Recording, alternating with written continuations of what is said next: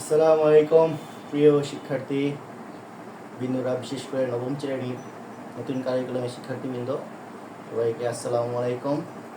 আজ আমি আবার হাজির হয়েছি তোমাদের সামনে। আমি মোহাম্মদ শাহ আলম দিয়েছি এসএলএম টিচিং সেন্টার পক্ষ থেকে। গত ক্লাসের ধারাবাহিকতার অংশ হিসাবে আমি আংশিক ভগ্নাংশ নিয়ে তোমাদের আলাপ করেছিলাম। তোমাদের নবম শ্রেণীর প্রকৃতি এবং প্রযুক্তিতে বহুপদী রাশি এর আংশিক ভগ্নাংশ আমি প্রথম নিয়ম এবং দ্বিতীয় নিয়ম তোমাদেরকে পরপর দুটি ক্লাসে বা ভিডিও ক্লাসে আমি বোঝানোর চেষ্টা করেছি। আজ আমি হাজির হয়েছি নিয়ম 3, তোমাদের বইয়ের পৃষ্ঠা নম্বর 109। এখন নিয়ম 3টা আমরা এখানে একটু পড়ি। যদি কিউএক্স মানে এখানে হর, আমরা যদি হর ধরি কিউএক্স এর একঘাত এবং দ্বিঘাত বিশিষ্ট উৎপাদক থাকে।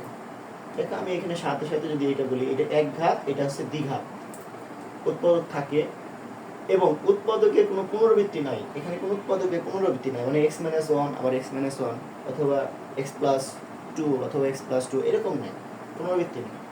তখন একঘাত বিশিষ্ট উৎপাদকের জন্য, এটা একঘাত বিশিষ্ট উৎপাদকের জন্য আমাদের ধ্রুবক, অর্থাৎ ধ্রুবক ধরবো আমরা a b c যেটাই ধরি।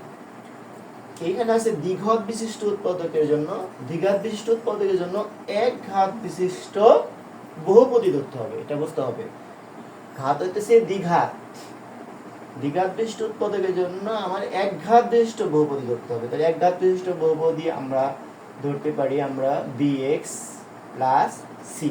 এই যে x এর ঘাত 1, এই জন্য bx প্লাস c কনস্ট্যান্ট আমাদের থাকতে পারে। একঘাত বিশিষ্ট এটা হচ্ছে আমাদের বহুপদী। তাহলে আমরা এটাকে আমরা যদি এভাবে লিখি, প্রিয় শিক্ষার্থী দেখো, তাহলে আমরা এটাকে লিখতে পারি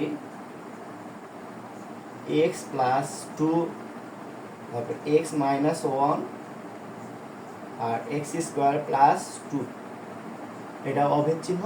আমি তোদের অঙ্ক করবো পরে ডিটেলস, জাস্ট আমি উদাহরণটা এখানকার ব্যাখ্যাটা আগে বুঝাচ্ছি।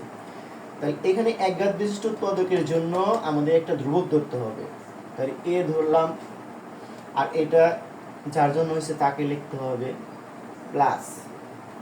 এখন এখানে দ্বিঘাত বিশিষ্ট উৎপাদক আছে x² + 2, তার জন্য একঘাত বিশিষ্ট উৎপাদক ধরতে হবে bx + c। এই একঘাত বিশিষ্ট এটা বহুপদী, তাহলে এটা যার জন্য ধরলাম সেটা এটা লিখব। তা আমাদের আংশিক ভগ্নাংশ লেখার যে নিয়ম সেটা আমার হয়ে গেল। এটা রুলস কি 3। এই রুলস 3 অনুসারে আমরা এটাকে আংশিক যোগ করে রাখলাম। এখন a আর b c এর মান আমরা ক্যালকুলেশন করে বের করে আমরা আংশিক ভগ্নাংশ নির্ণয় করব। আশা করি সাথেই থাকবে।